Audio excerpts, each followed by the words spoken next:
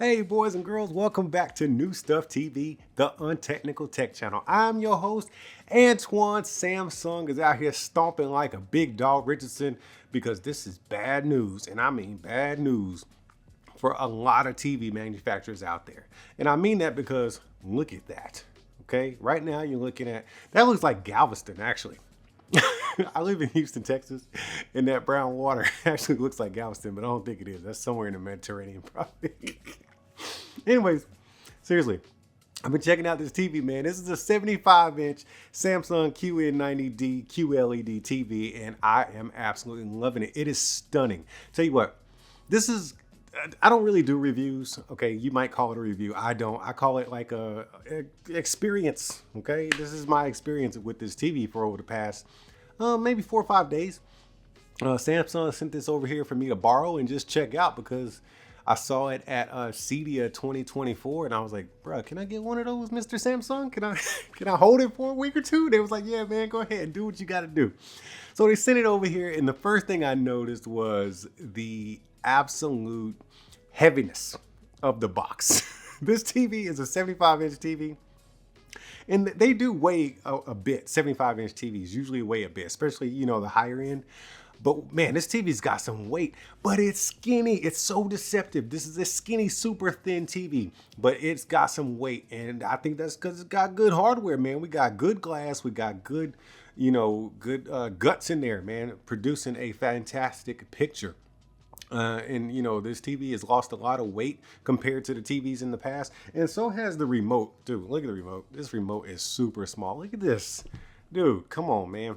Now, Samsung, I usually think small remotes is not a great thing because, we kind of lose them, especially if it doesn't have lights on, which this one doesn't. And this is probably the only one of two only negative things I have to say about the TV is the remote. And also, it'll come up. We'll talk about that in a second. But I really only have two negative points, and this is the first one. But it does have a super duper positive because I am a Samsung smartphone user, i.e. the Galaxy S24 Ultra. Dude, you gotta see this. You get a remote in the box, right? It's a super minimalistic remote, and we're gonna get into it in a second. But you gotta see this, man. Hold on. Let me see how I can share my screen with you. Because if you got a Samsung phone, you probably already know this, but there's some of you cats out there may not know that if you have a Samsung phone and then you bust out with a brand new Samsung QLED TV, that you already have built in look at that. It's the remote. It's embedded in your phone already. It was just sitting there waiting on you to get the TV. That's crazy, right? So look up there, man. We got that beautiful picture. And let's say your remote is stuffed in the cushions of the couch. You can't find it. You just swipe down your notification panel and it's already there waiting for you. If I swipe up, I get the full remote.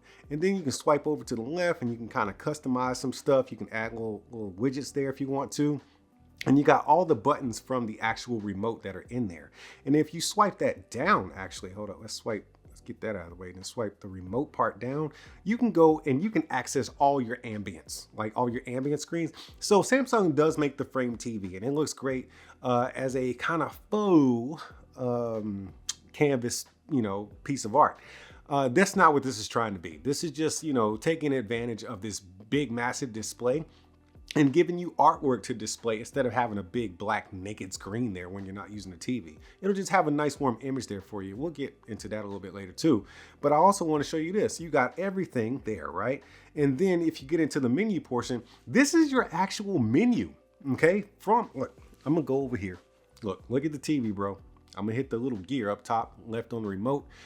And then you will actually see the menu populate on the bottom of the TV, which is also part of my second complaint. On the menu on the bottom of the TV, this is all here. Look at the phone. You see the phone right there? Now look over at the TV and look at the menu on the bottom. You got the whole menu inside of your phone.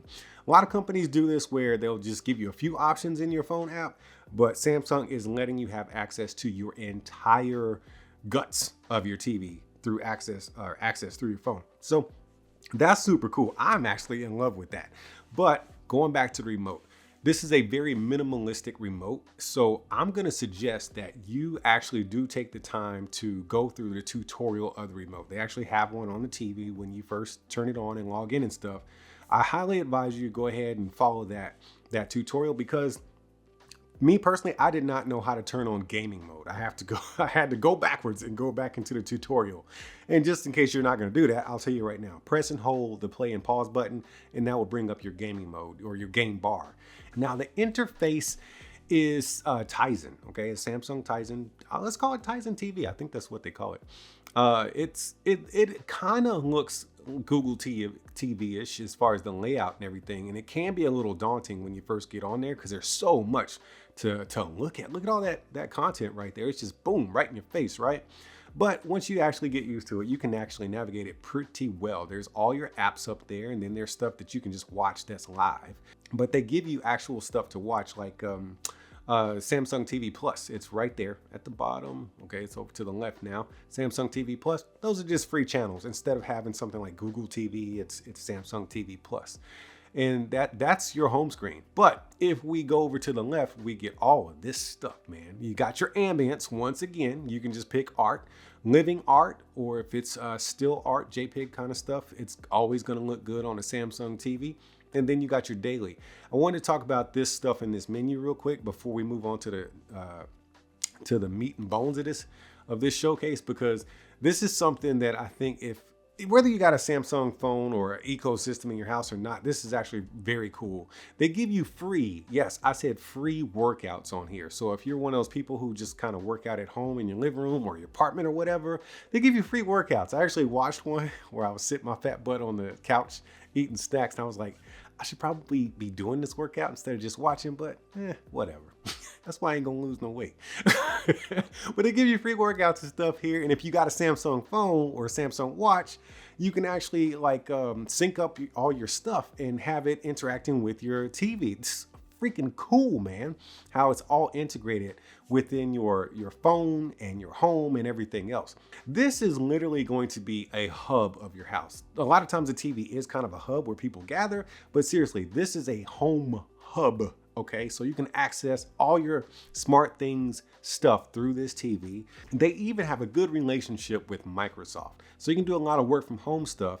And because they have such a good relationship with Microsoft and with Samsung's ecosystem, if you got a tablet or a phone, you can also use like your tablet as a second screen or your tablet as a pad, you know, to control your TV while you're doing work. And it's just, look, the only reason I'm saying this is because if you have a Samsung device, i.e. a tablet or a phone or a smartwatch, and then you get this Samsung TV here, if you actually delve into what they give you, you're gonna understand that this stuff is built to work together. And I think a lot of people it just shoots over a lot of people's head. You just turn on the TV and start watching your content without delving into it, and you miss out on so much. This TV offers so much productivity and entertainment and just straight up home hub type of stuff. Now let's get into the meat and the bones. Y'all want some meat and the bones? Let's do this, man. So the interface, we just walked through it a little bit.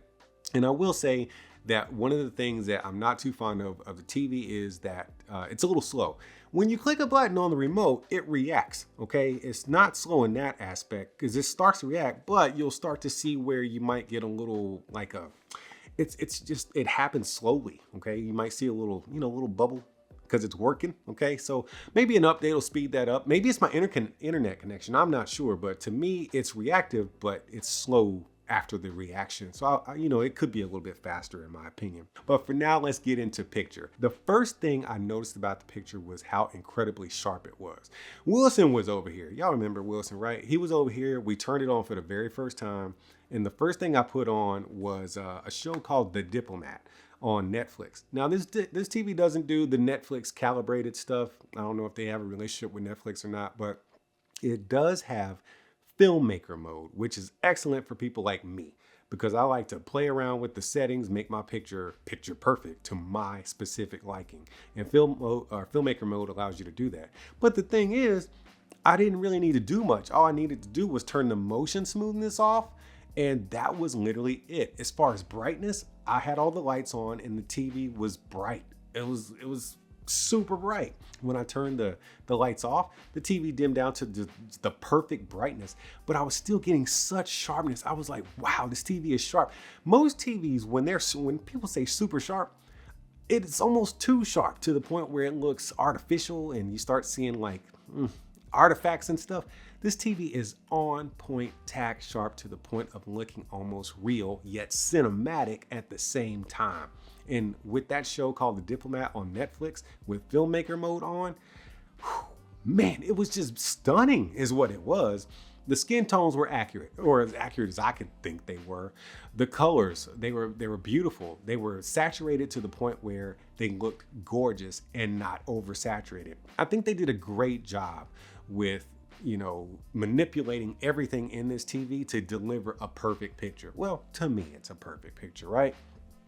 Then the next thing I ended up watching was with my wife. It was actually Power. Power Book 2. We're trying to finish that whole thing up. And Stars usually does not deliver good quality to me. It's always like, it's all right. Like, it's supposed to be HD, but sometimes I feel like it's like 720. This does fantastic upscaling. Actually, that show on this TV with using Stars looked better than all of my other TVs. And I hate to say that because I got some brands out there that I'm really cool with, but dude, it is what it is. On the upscaling on this TV was freaking fantastic. It made that whole app look, it actually looked like 4K for a change. That's all I'm trying to say. So as far as upscaling, picture reproduction, skin tones and everything else, sharpness, contrast, it's just so great. Speaking of another thing that blew me away, it was viewing angles. I'm not a guy who complains about viewing angles because I usually sit right directly in front of the TV or just right here where I'm sitting. This is where I watch TV. But I have to check these things because I need to tell you about them. Dude, you can damn near walk 180 degrees on the side of this TV and still see the same picture I'm seeing right in front. Yes, I'm exaggerating, but the viewing angles on this thing are excellent. Like if you got the house where your kitchen is off to the side and you got the open concept and the TV's over there and you really care about these viewing angles, you're not going to worry about it with this TV. This TV is going to deliver spectacular viewing angles and nobody should have a complaint about how the TV's jacked up from where they're sitting. So have your big ball game watching party or, you know, whatever you're going to do with your TV and a whole bunch of people from left to right. Everybody's getting pretty much the same picture no matter where they're sitting in the living room. Now, as far as picture goes, a lot of people do not know how to manipulate a TV in order to get it to show you the perfect picture to your liking. I've been in a lot of homes, just walked in, you know, friend's house or whatever, and they just got it on some default setting and it looks like pure trash. I'll just be honest with you guys. So a lot of people don't either take the time or don't know how, but Samsung does you a favor. They got this AI customization, man. Check this out. I'm gonna hit this button right here. The top left hand button that doubles as the 1, 2, 3 button. So I'm gonna go into settings and then we will get into AI customization. Intelligent mode is actually turned on. Me personally, I usually turn it off and go into filmmaker mode. But what I want to show you here is intelligent mode. Where is it at? Bear with me, guys. Look at this. You got adaptive picture, and then we got AI customization modes. So what they do here is they show you pictures by way of asking you questions. So they'll ask you, out of these 4 pictures, which one do you like best for looking at sports? Do you want something a little bit more dim and cinematic, or do you want something bright and vivid and clean motion? So I'll just pick one, right? And you just, you know, you do it for tennis, and then you got soccer here or football, and then you just click something, right? You just click the image that you want for your sporting event. I'm just messing this all up. And then when it says right there, when a sports event is detected, it's going to show you that type of picture. So it helps you without you having to go in and just individually do stuff. And when you want to watch a movie, you do the same thing. So it asks you, what kind of picture do you like for a movie as far as brightness? You want it a little bit dull so you're not having your eyeballs singed, or do you want it bright? So just pick one. I'm not an expert in this kind of stuff, but what I do know is this TV has been fantastic. When I saw this TV for the very first time, and I was just astonished by the way it looked almost right out of the box with just a couple of my settings and how sharp and crisp that image was and how cinematic it looked and how it had so much depth in the contrast. I was just blown away. So yeah, that's pretty much my first impressions of this TV, man. It's been spectacular. Samsung, you did a great job with this one. You put your foot down, drew the line in the sand, and put every other manufacturer on notice with this joint, man. Good job. Now y'all keep being good to each other, and I'll see you when I see you.